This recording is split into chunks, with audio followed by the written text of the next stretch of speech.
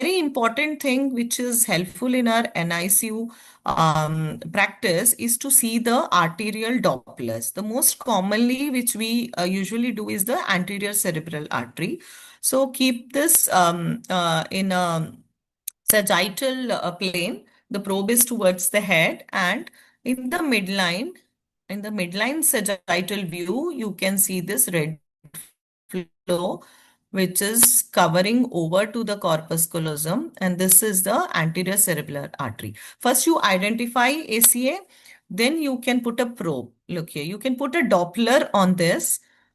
This is the you put a pulse wave Doppler on this and you will get this kind of flow. This is a peak systolic velocity of the ACA. This is a peak diastolic velocity. What do we calculate by this? We calculate the resistive index, which is a peak systolic velocity by the peak diastolic velocity minus divided by the peak systolic velocity. This is the formula.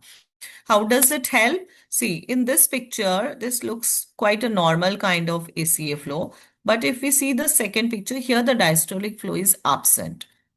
Right? It can be absent, it can be reversed. Here in this side, you can even see the reversal of the diastolic flow. The normal resistive index is 0.6 to 0.85.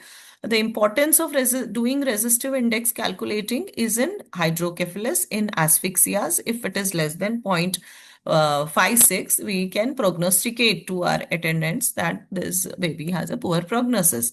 And when you are dealing with a case of hydrocephalus, you want to do some intervention, you want to drain the fluid. So we usually do a Dopplers of ACA, and if it is more than 0.85 or 0.9, then that is an indicator that you need to drain the fluid for the hydrocephalus. So